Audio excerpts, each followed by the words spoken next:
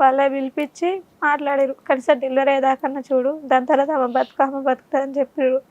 చెప్పినా కూడా ఆమె వద్దు. ఆయననేమో చూసి అంటున్నాడు, ఆమెనేమో వద్దు వద్దు అమ్మ వస్తే నేను చచ్చిపోతా అని చెప్పి ఆమె అంటుంది. నువ్వేమైనా కేసులు ఫైల్ చేసావమ్మా పోనీ?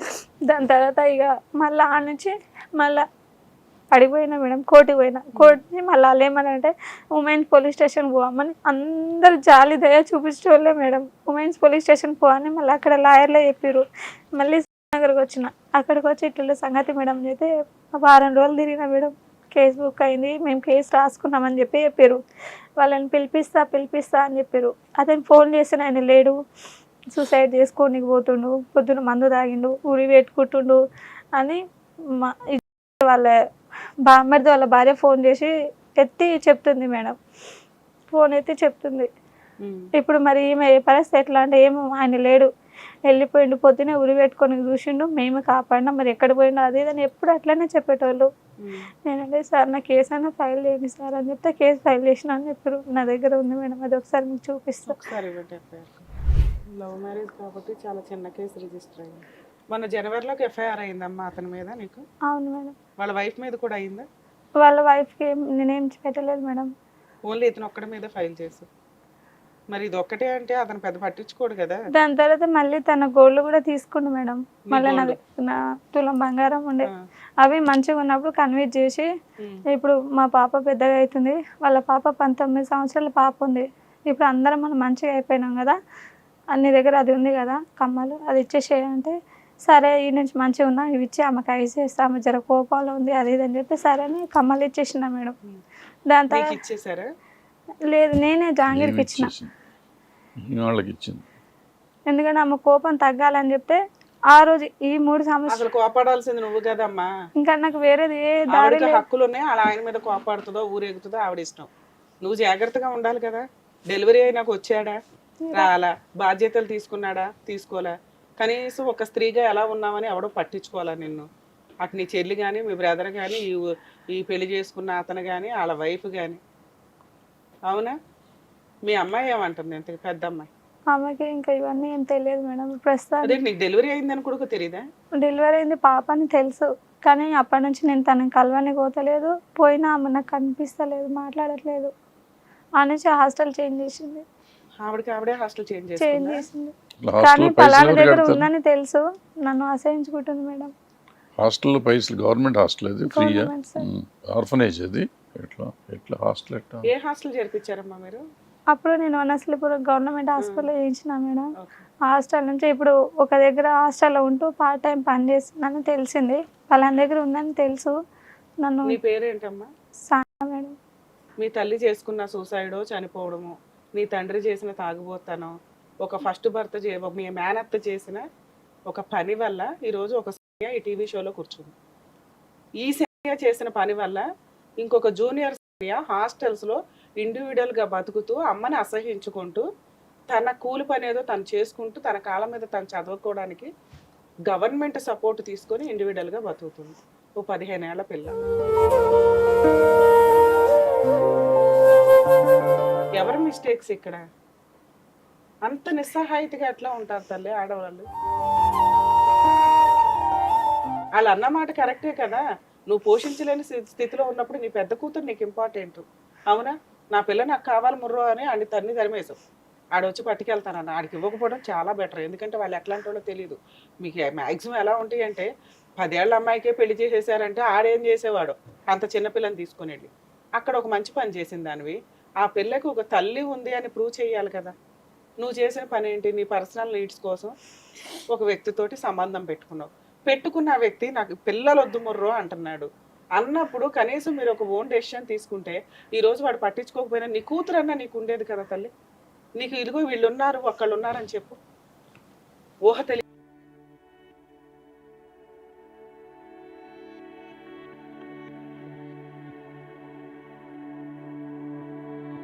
ఏదైనా ఒకటి మీరే న్యాయం చేయండి మేడం. నా పరిస్థితి మొత్తం ఇన్నాక మీరే ఏదో ఒకటి చేయాలి మేడం. మీరు ఏం చేసిన నాకు సరే మేడం. కాదంటే నా బిడ్డకి ఇప్పుడు నేను ఉన్న పొజిషన్లో కూడా ఆ ఎమ్మలు వీళ్ళు అంటే సిస్టర్లు నర్సులు వాళ్ళు పాపను అమ్మేసి అని వాళ్ళు ఒకటి నా ఇంట పడుతురు. ఎవరికైనా లాయర్లకి వాళ్ళ దగ్గర పోతే అక్కడ పిఎస్ దగ్గర ఇంకో లాయర్ పరిచయం అయ్యింది మేడం. అతను మా ముస్లిమ్స్ అతనే. అతనికి హెల్ప్ అడిగితే తన ఏదో పిచ్చిగా మాట్లాడాను మేడం. ఇంకా ఎక్కడ పోయినా నాకు ఇలాంటివే వస్తున్నాయి మేడం. ఇక్కడ మీరు పోనీ అంటే మా పాపకి ఏదైనా మంచి దగ్గర పెట్టి నాకేదైనా చంపేసినా కూడా బెస్ట్ మేడం. ఎందుకంటే కన్నా పాప లేదు, ఈ పాపని పోషించలేను. ఉద్యోగం చేయట్లేదు ఇప్పుడు? లేదు సార్. మరి ఎట్లా పాప కడుపులో ఇక అక్కడ నుంచి మా పక్కన వాళ్ళ ఇంట్లో పని చేస్తున్నా సార్. ఇంకా 10 రోజులు డెలివరీ అన్నాక పని చేసుకుంటా కిరాయి అట్లా కట్టేస్తున్నా.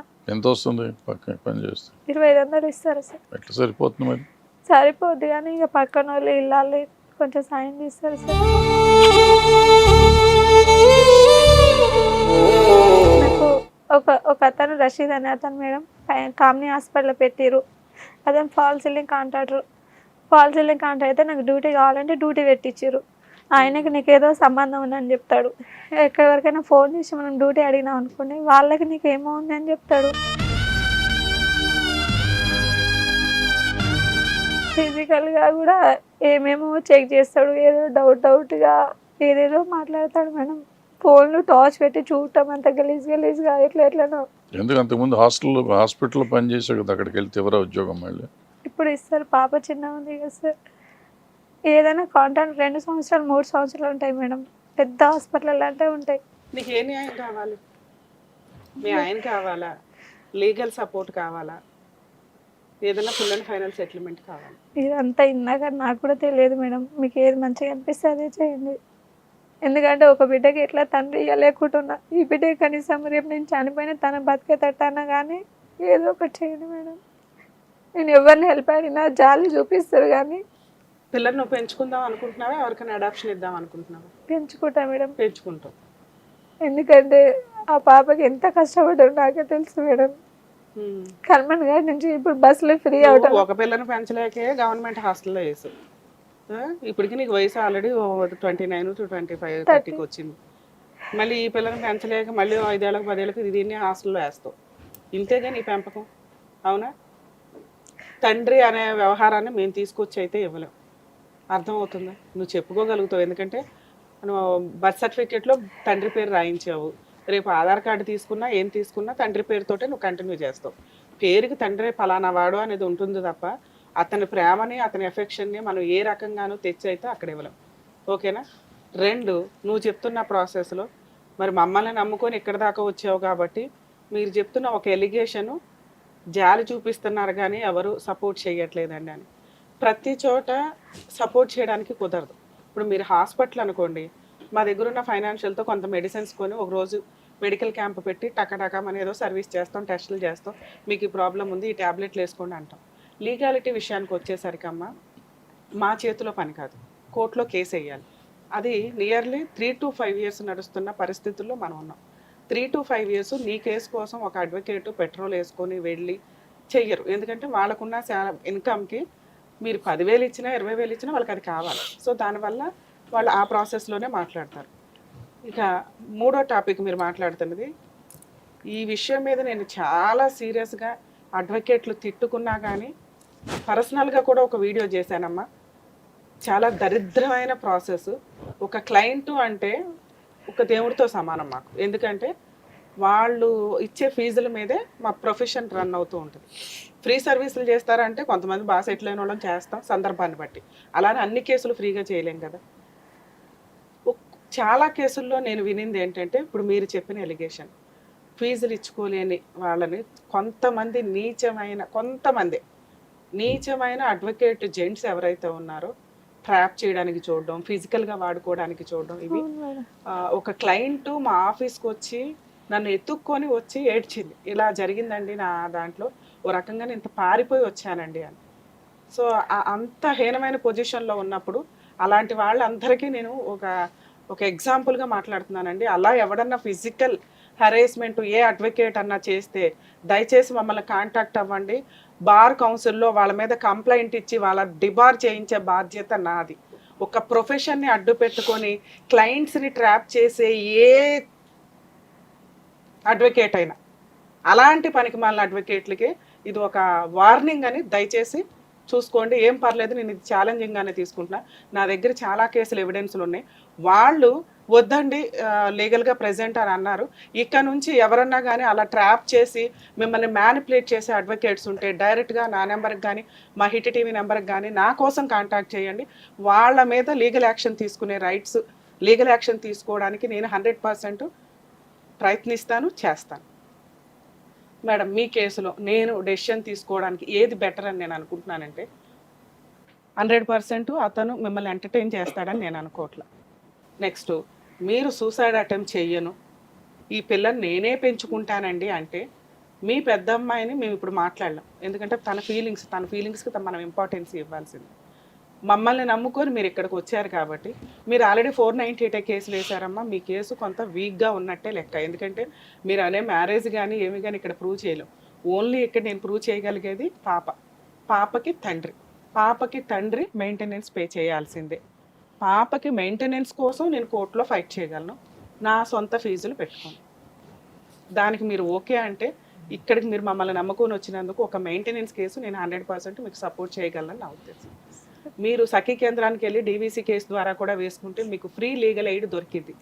అలా చేసుకోగలరా, లేదా నన్ను మెయింటెనెన్స్ కేసు మేడం వేయమంటారా? సఖీ సెంటర్ అంటే అక్కడ నుంచి కూడా సఖీకి వెళ్ళమని మేడం చెప్పారు. మేడం ఒక లాయర్ మేడం చెప్పారు.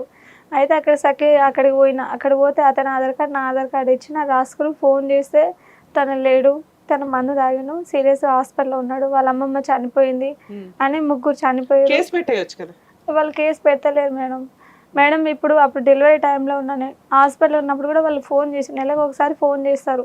ఫోన్ చేస్తుంటే నేను మేడం వాళ్ళని ఎట్లైనా వెళ్ళిపోయినా వాళ్ళు వస్తలేరమ్మా, మాకు కొన్ని లీగల్స్ ఉంటాయి, మేము పిలవడానికి ట్రై చేస్తాం, వస్తే ఏదో ఒక సెటిల్మెంట్ చేస్తాము, మేము పోయి పిలుచుకొచ్చేది కాదని చెప్పి వాళ్ళు చెప్తారు. పార్వతి మేడం అని నెంబర్ కూడా నా దగ్గర ఉంది మేడం, వాళ్ళే ఇచ్చిర్రు. సఖీ కేంద్రాన్ని కూడా పోతే ఇప్పుడు నీకు సెటిల్మెంట్ అవ్వలేదు అనుకో, ఏంటి నెక్స్ట్? ఇప్పుడు రమ్య గారు నీకు కోర్టులో కేసు వేసి మెయింటెనెన్స్ ఆర్డర్ చేయిస్తాను అన్నారు. ఈ లోపాడు ఈ ఊళ్ళో ఉంటాడో, పారిపోతాడో, ఇల్లే జంప్ అయిపోతారో, లేదా ఏ సూసైడే చేసుకుంటాడో, పాపం పండితే ఏదో ఒకటి చేయాలి ఏదో ఒక రోజు. అది మనకు సంబంధం లేదు, మనకు తెలియదు కూడా. సో అలాంటి సీన్ వచ్చినప్పుడు నువ్వు నీ పిల్ల బతుకుతారా లేదా? నేను ఇప్పుడు లీగల్లో నేను ఏం చేయగలను అది చేయగలను అని చెప్తున్నాను తప్ప ఫైనల్ జడ్జిమెంట్స్ వరకు మేము చేయగలం. డబ్బులు వసూలు చేసి ఇచ్చేస్తాము అనేది మన చేతిలో పని కదా, ఆర్డర్స్ ఇప్పించగలుగుతాం తప్ప. అతను దొరికితే అతను మెయింటెనెన్స్ కట్టాల్సిందే, అతను దొరికితే మెయింటెనెన్స్ కట్టకపోతే జైలుకి వెళ్ళాల్సిందే. నీకు సీన్ అర్థమవుతుందా? ఇలా ఈ ప్రాసెస్ కంప్లీట్ అవుతూ ఉండగా ఇది 2 years అబోవ్ పడుతుందమ్మా. కేసు తేలడానికి 5 years పడుతుంది. అన్ని సంవత్సరాలు సర్వీస్ చేయడానికి నేను రెడీగా ఉన్నా. ఒక ఎంసీ కేసులు మీకు అర్థమవుతుంది కదా. కట్టాడా ఓకే, కట్టకపోతే జైలుకి వెళ్తాడు. అతని దగ్గర నుంచి డబ్బో ఫుల్ అండ్ ఫైనల్ సెటిల్మెంట్ వాళ్ళు భయపడి రావాలే తప్ప మనం ప్రెజర్ చేసి వాళ్ళ జేబులో నుంచి లాక్కొని ఇవ్వలేం. ఇది మీకు క్లారిటీ ఉందిగా. మీరు ఇంకో 2 months 3 months గ్యాప్ తీసుకొని జాబ్ జాయిన్ అవ్వండి. మీరు ఇండివిజువల్గా బతకడానికి చూడండి. మీ పెద్ద అమ్మాయిని ఎలా ఒప్పించుకోవాలి అనేది చూసుకోండి. మీ చిన్నపిల్లని జాగ్రత్తగా పెంచుకోండి. ఈ లీగల్ సపోర్ట్ నేను ఇస్తాను. ఇన్ కేసు నేను ఉన్నానని తెలిసి వాడైనా సెటిల్మెంట్కి వస్తే అతను 100% ఫుల్ అండ్ ఫైనల్ సెటిల్మెంట్ చేసుకోండి. జీవితకాలం కోర్టుల చుట్టూ తిరుగుదాం అనుకోకండి. ఓకేనా? ఏమో మీ హస్బెండ్తో ఏమైనా ఫోన్ మాట్లాడమంటారు? మాట్లాడండి మేడం. 7702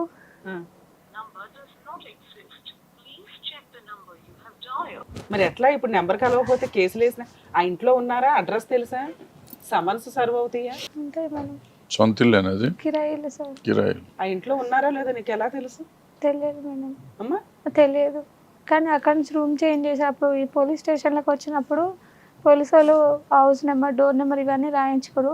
దాని తర్వాత రూమ్ కాల్ చేసినాం అని చెప్పి చెప్పారు. ఇంకా మళ్ళీ ఎక్కడ ఉంటారో తెలియదు మనం, కానీ ఉండేది పట్టిన వాళ్ళ ఫ్యామిలీ అందరు అక్కడనే ఉంటారు. 4 నెంబర్ అన్నా దొరికితే యాక్చువల్గా కోర్టులో కేసులు ఫైల్ చేసినప్పుడు ఎలా ఉంటాయంటే, ఒకటి అడ్రస్లకి సమన్స్. ఇప్పుడు ఇట్లా తెలివితేటలు పోయి అందరూ హౌసులు షిఫ్ట్ అవుతున్నారని వాళ్ళ ఫోన్ నెంబర్కి వాట్సాప్లు మెయిల్ ద్వారా పంపించడానికి ఆప్షన్స్ ఉంది. మెయిల్ ఐడి ఏమన్నా ఉందా అతనికి? ఏమన్నా నాకు తెలియదు మేడం, ఆయన చేంజ్ చేస్తూనే ఉంటాడు. అతను ఎక్కడ జాబ్ చేస్తున్నాడో తెలుసా? తెలియదు మేడం. అప్పుడు ఇద్దరం చేసినాం, ఆసనాపురం హాస్పిటల్లో చేసినాం. ఇంకా ఇది అంతా గొడవ అయినాక ఎక్కడ చేస్తుండో తెలియదు. ఇప్పుడు ఏం చేయమంటావు మరి? అతను దొరకనప్పుడు మనం ఏం వేసినా వేస్ట్ కదా నాన్న. మనిషి దొరకాలి కదా. అడ్రస్ వేయాలన్నప్పుడు కోర్టులో కేసు వేసుకుంటే 1 year సమన్స్ దగ్గరే ఆగిపోద్ది. 6 monthsలో సమన్స్ సర్వ్ అవ్వాలి కదా. ఫైలింగ్ చేసినాక ఇది కట్ చేయండి అవసరం లేకపోతే కేసు ఫైలింగ్ చేసిన తర్వాత నెంబరింగ్ అవ్వడానికి ఓ 10 to 15 days అవుతుంది మెయింటెనెన్స్ కేసు, ఓకేనా. తరువాత అతనికి సమన్స్ ఆర్డర్ అవుతుంది 3 months ఫస్ట్ డేట్. ఈలోపు అతనికి సమన్స్ సర్వ్ అయితే కోర్టుకి అటెండ్ అవుతారు, మీ ఇద్దరికి ఒక కౌన్సిలింగ్ ఉంటుంది, లేదా అందులో ఇంటీరియం మెయింటెనెన్స్ కూడా వేస్తాము. ఇంటీరియం మెయింటెనెన్స్ మీద హీరింగ్ నడుస్తుంది, మెయిన్ కేసు నడుస్తుంది. అంటే ఇంటీరియం మెయింటెనెన్స్ తేలడానికే ఫస్ట్ 2 డేట్లలో సమన్స్ సర్వ్ అయితే నేను చెప్తున్నా 1.5 yearలో ఇంటీరియం మెయింటెనెన్స్ స్టార్ట్ అవుతుంది మీకు, 8 months నుంచి 1 year లోపు. కానీ కేసు వేసిన దగ్గర నుంచి క్యాలిక్యులేషన్, మెయిన్ కేసు కింద రన్ అవుతూనే ఉంటుంది విడిగా, ఓకేనా. అది అతను దొరికి సమన్స్ సర్వ్ అయితే, అతను దొరకలేదు, వేరే స్టేట్ షిఫ్ట్ అయిపోయారు, నీకు అసలు ఆ అడ్రస్లే తెలియవు అంటున్నావు, వేసి ఉపయోగం ఏంటి? ఏం చేయమంటావు? కనిపెడతావా? ఎక్కడ జాబ్ చేస్తున్నాడో కనిపెట్టగలవా? ఇప్పుడు చిన్న పాప ఉంది కదా మేడం, నేను కనిపెట్టడం కష్టంగా ఉంటుంది మేడం. సరే, ఉన్నంత ఆప్షన్ వరకు కేసు అయితే ఫైల్ చేద్దాం. ఈలోపు ఇవాళ కాకపోతే రేపైనా దొరకపోతాడా? దొరుకుతామైతే దొరుకుతాడు. వాళ్ళ బ్రదర్ ఎవరో ఒకటి నెంబర్, నీకు తెలిసినంత వరకు ఎవరో ఒకరి నెంబర్ అయితే నీకు రన్నింగ్లో ఉందని నేను చేస్తాను, అంతేనా? మరి అతను నాతో మాట్లాడతాడండి అంటావేంటి? వాళ్ళ పెద్ద అన్నయ్యకి ఈయనకి పడదు మేడం, వాళ్ళ పెద్ద తమ్మునికి ఈయనకి పడదు. వాళ్ళు వేరే వేరే వాళ్ళు పెళ్లి చేసుకురు కాబట్టి పడదు. వాళ్ళ చిన్న తమ్ముడు అంటే వాళ్ళిద్దరు అమ్మాయిలు వీళ్ళిద్దరు అబ్బాయిలు కాబట్టి వాళ్ళ చిన్న తమ్ముడు ఈయన జహాంగీర్కి సపోర్ట్ చేస్తూ ఉంటాడు. చిన్న తమ్ముడు నెంబర్ ఉందా? ఉంది మేడం. పని చేస్తుందా? అది కూడా పని చేయట్లేదు. తెలియదు మేడం, కానీ వాళ్ళ పెద్ద తమ్ముడు నెంబర్ అయితే ఆయన సపోర్ట్ చేస్తాడు మేడం. చేస్తాడు ఆయన కదా, వాళ్ళు అడిగితే తెలుస్తుంది ఎక్కడున్నారో చెప్పడు ఎక్కడున్నారో. కదా, చెప్తాడా? వెతికి చెప్పగలుగుతాడా నీకు? మామూలుగా తెలియకుండా చెప్తాడు. సరే, ముందైతే కేసు వేసి ఉంచుదాం నాన్న, దాని సీనియారిటీ పెరుగుతూ ఉంటుంది ఏదో రకంగా. సమన్ సర్వ్ చేసుకోవడం మన బాధ్యత. అప్పటికి నీకు ఒక 6 months అవుతుంది కాబట్టి నువ్వు స్ట్రాంగ్ అవుతావు, ఓకేనా. నెక్స్ట్ జాబ్ చేసుకుంటూ ఉండు, పాపం జాగ్రత్తగా చూసుకో. నా వరకు నేను ఈ సర్వీస్ అయితే ఇవ్వగలుగుతాను. అతను దొరికాడు మేడం పలానా అడ్రస్లో అనగానే అటాక్ ఇచ్చేద్దాం. మ్యాటర్ కాంపెన్సేషన్, నీకు ఎప్పుడైతే మెయింటెనెన్స్ ఆర్డర్ అవుతుందో ఖచ్చితంగా సెటిల్మెంట్ అవ్వడానికి అవకాశం ఉంది. అవ్వలేదా పిల్ల మేజర్ అయ్యేదాకా మెయింటెనెన్స్ వస్తుంది. తక్కువలో తక్కువ 7,000 నుంచి 10,000 అయితే ఆర్డర్ చేస్తారు, తడిసి మోపుడు అవుతుంది. అది వాడు వచ్చినట్టు సెటిల్మెంట్కి రావాల్సిందే. కాకపోతే నువ్వు అడ్రస్ పట్టుకోవడానికి ట్రై చేయాలి, మా వంతు హెల్ప్ కూడా మేము చేస్తాం, సరేనా. ఇంకొకసారి ఇంకెవరిని తగులుకోకు, ఎవడన్నా నీకు తగులుకుంటున్నా కానీ పట్టించుకోకు. నీ మీద 2 పిల్లలు ఆధారపడి ఉన్నారు, నీ కాళ్ళ మీద నువ్వు క్యారెక్టర్తో బతికితే చాలు. ఇవన్నీ ఎవడో ఒకటి తోడు కావాలంటే ఈ తోడు అంతా తోడు కొన్ని రోజులే, తర్వాత మజ్జిగ అయిపోతుంది, అది కూడా దొరకట్లా, నీళ్ళు మళ్ళీ ఇంకో పిల్ల పుడుతుంది, మళ్ళీ పిల్లడు పుడతారు, మళ్ళీ వాళ్ళని ఏం చేయాలో ఇట్లా. సరేనా, ఆల్ ది బెస్ట్ నాన్న, జాగ్రత్త. సార్, యాక్చువల్గా ఈ కేసులో నేను అబ్జర్వ్ చేసిన పాయింట్స్ ఏంటంటే మెయిన్గా ముస్లిమ్స్కి చాలా కన్ఫ్యూజ్ ఉంది సార్. తలాక్ సిస్టమ్ ఉందా లేదా, డైవర్స్ తీసుకోవడం ఎట్లాగా. ఇప్పుడు ఆ అమ్మాయి చెప్పింది కుబూల్ చేసేసి మ్యారేజ్ చేసుకుంటే అది లీగల్గా వ్యాలిడ్ అని. ఈయన ఇష్టం వచ్చినట్టు ఈయన కుబూల్ అని పెళ్లి చేసుకోవడము లీగల్గా కుదరదు. నెక్స్ట్ తలాక్ అని 3 times తలాక్ ఇచ్చేసి తీసుకోవడం లేదు, సుప్రీంకోర్టు దాని మీద స్టే ఇచ్చింది.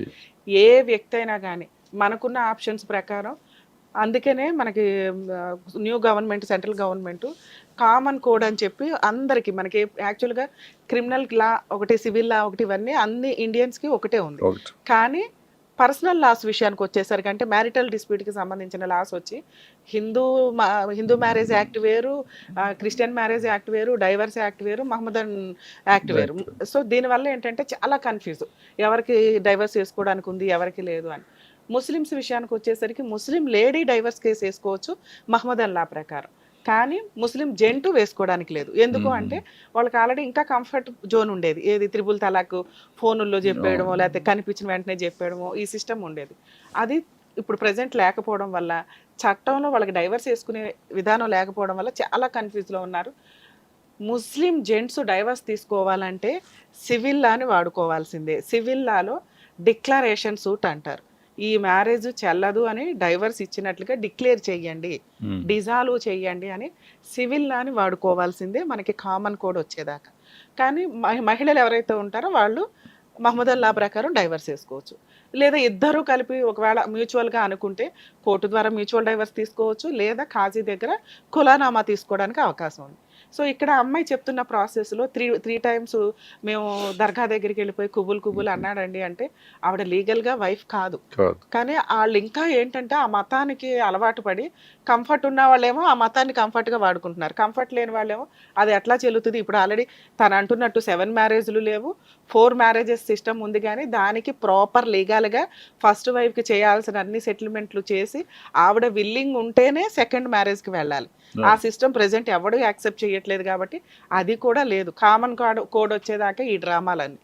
ఇక తిన విషయానికి వచ్చేసరికి మెయింటెనెన్స్ నేను ఇందాక ఆల్రెడీ వాళ్ళకి చెప్పానండి. నిజంగా ఎక్కడో ఒక 0.1% అడ్వకేట్స్ ఉంటున్నారు సార్ ఇట్లా మ్యానిపులేట్ చేసే అడ్వకేట్స్. నిజంగా ఈ విషయం మీద బార్ కౌన్సిల్ కూడా కొంత సీరియస్గా తీసుకోవాలి. మెయిన్ ప్రాబ్లం ఏంటంటే ఎవరు కంప్లైంట్ ఇవ్వరు అడ్వకేట్స్ మీద. దానివల్ల ఏంటంటే ఇట్లాంటి వాళ్ళు మిగతా అడ్వకేట్స్ని బ్లేమ్ చేసేలాగా, వాళ్ళ క్యారెక్టర్ని బ్లేమ్ చేసేలాగా నడుస్తుంది. ఇప్పుడు వీళ్ళ దృష్టిలో ఏముంటుంది, అరే ఏజెంట్ దగ్గరికి వెళ్ళినా ఇలాగే ఉంటుందేమో, ఏ అడ్వకేట్ దగ్గరికి వెళ్ళినా అనే ఒక భయం స్టార్ట్ అవుతూ ఉంటుంది. సో 99% జెంట్స్ అడ్వకేట్లు ఇలా ఉండరండి. ఎక్కడో కర్మ కొద్దీ 1 దరిద్రులు ప్రతి ప్రొఫెషన్లోనూ ఉంటారు. ఇలాంటి చోట కూడా అలా ఉన్న వ్యక్తులు నిజంగా మీరు సఫర్ అవుతుంటే మమ్మల్ని కాంటాక్ట్ చేయండి, ఖచ్చితంగా వాళ్ళ మీద మీ తరపు నుంచి లీగల్ యాక్షన్ తీసుకుంటాం. ఇక ఈ అమ్మాయి విషయానికి వచ్చేసరికి సార్, అందుకే నేను తనకి ఏమన్నానంటే మెయింటెనెన్స్ కేసు పాపకి వేస్తామని చెప్పాం, ఎందుకంటే తినకి రైట్స్ లేవు. నెక్స్ట్ ఇవాళ కాకపోతే రేపైనా తను జాబ్ చేసుకోవడానికి ఎక్కువ అవకాశం పాప కూడా ఎట్లా వస్తుందండి. యాక్చువల్గా లెజిటిమేట్ అయినా ఇల్లిజిటిమేట్ అయినా పిల్లలే. సో అతనికి పుట్టిన పాప కాబట్టి పాపకి మెయింటెనెన్స్ 100% ఆల్రెడీ బర్త్ సర్టిఫికేట్ లో సైన్ చేస్తున్నాడు కదా సార్, 100% ప్రూవ్ అవుతుంది. నెక్స్ట్ వాళ్ళు ఆల్రెడీ డిస్ప్యూట్ Day 1 నుంచి నడుస్తూనే ఉంది, అబార్షన్ చేయించుకో అనేది.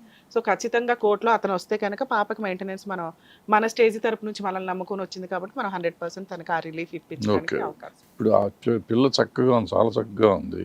ఆ పిల్లని ఎట్ట పోషిస్తుంది? ఇప్పుడు ఆమె 2500 అంటారు నెలకి. ఈ 2500తో ఎట్ట బతుకుతారు? ఆ చిన్నపిల్లకి పాలుకే సరిపోతాయి డబ్బులన్నీ. సార్ మీరు మంచి మాట అన్నారు సార్. యాక్చువల్గా పాప చిన్నపిల్ల చక్కగా ఉంది, అడాప్షన్ ఇచ్చేస్తే అంటే అమ్మాయికి చాలా మంది ఆ సలహాలు ఇస్తున్నారు. అడాప్షన్ అనేది ఇప్పుడు ఇలాగే అమ్మేసుకోవడం కింద లెక్క. తను తెలియక నిజాలు మాట్లాడేసింది చాలా వరకు. అమ్మేస్తే డబ్బులు వస్తాయి కదా, ఇప్పుడు నువ్వు ఫైనాన్షియల్గా వీక్గా ఉన్నావు కదా అంటే మేబీ అంత నిస్సహాయ స్థితిలో ఉంటే మేబీ అమ్మాయి 100% అలా చేయడానికి అవకాశం ఉంది. కానీ ఇప్పుడు అడాప్షన్ చట్టమే లేదు, అందుకనే కారా తీసుకొచ్చారండి. గవర్నమెంట్ వాళ్ళ ద్వారానే మనం అడాప్షన్స్ తీసుకోవాలి, వేరే అడాప్షన్ కేసులు వేసుకోవడం కుదరదు. ఎందుకంటే ఇలా కనేసి అమ్మేయడాలు కానీ, లేదా అమ్మేసిన పిల్లల్ని ప్రాపర్గా వాళ్ళు పెంచకుండా పని చేయించుకోవడం కానీ, లేకపోతే వేరే చోటకి అమ్మేయడం, వేరే చోట అక్రమంగా వాళ్ళని ట్రాఫికింగ్ చేయడం, ఇవన్నీ చాలా సీరియస్గా జరగడం వల్ల అడాప్షన్ చట్టాన్ని చాలా స్ట్రాంగ్ చేశారు సార్. ఇవిడ అమ్మడానికి కుదరదు, ఎవరు తీసుకోవడానికి కుదరదు ఒక రకంగా. ఇంకా లాలో లూప్ హోల్స్ వదిలి ఏమన్నా చేస్తారేమో, కానీ మనం ఇప్పుడు ఆల్రెడీ మన ఎంసీ కేసు ద్వారా సపోర్టింగ్లో ఉంటాం కాబట్టి అలాంటిది జరగకుండా 100% మనం అది కూడా ఒక దృష్టిలో పెట్టుకోవాల్సిన అవసరం ఉంది అని నా ఉద్దేశం.